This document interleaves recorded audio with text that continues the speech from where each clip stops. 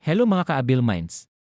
Welcome back to another episode. My name is JM at narito ako para tulungan ka na palawakin ang kamalayan ng iyong sarili at umayon ang mga kagustuhan mo sa buhay.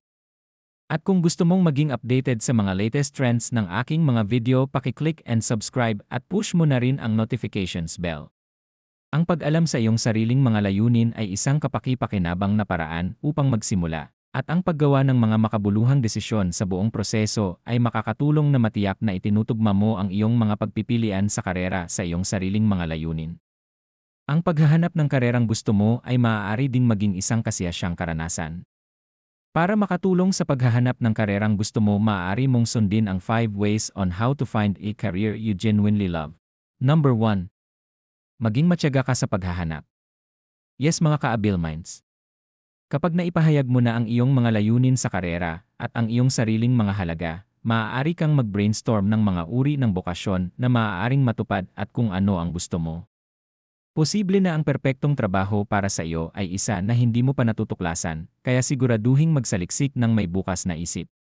Ang mga tools gaya ng mga search engine, pagsusulit sa kakayahan sa karera, at online na mga board ng karera ay maaaring maglantad sa iyo sa mga bago at kapanapanabik na uri ng trabaho. Pag-isipang subaybayan ang mga trabahong pumukaw sa iyong interes gamit din ang isang spreadsheet o listahan. Number 2. Identify your goals and values. Maingat na isipin ang iyong sariling mga layunin para sa iyong karera.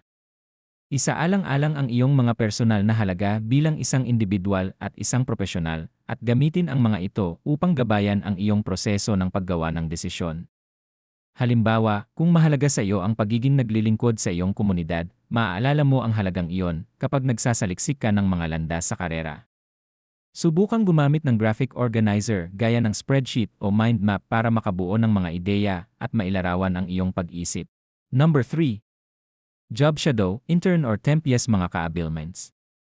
Ang pinakamahusay na paraan upang malaman kung maaari kang mag-enjoy sa isang partikular na landas ng karera ay maaaring subukan ito. Consider job shadowing, interning or working as a temp in a role you think you might enjoy. Ang pansamantalang katangian ng mga karanasang ito ay nagbibigay daan sa iyo na magkaroon ng kahulugan para sa mga tungkulin ng isang partikular na karera nang walang paunang pangmatagalang pangako. Number 4. Stay flexible. Minsan, ang paghahanap ng karera na gusto mo ay maaaring mga hulugan ng pag-eksperimento sa mga gawaing bokasyonal na natatangi o hindi karaniwan sa iyo.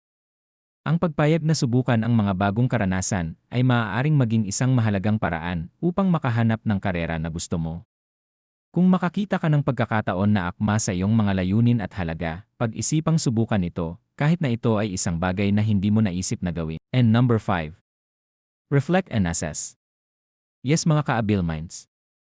Sa kabuuan ng iyong paghahanap sa karera, panapanahong pag-isipan kung ano ang iyong natutunan tungkol sa mga potensyal na opsyon sa karera at kung paano maaaring nagbago ang iyong mga layunin.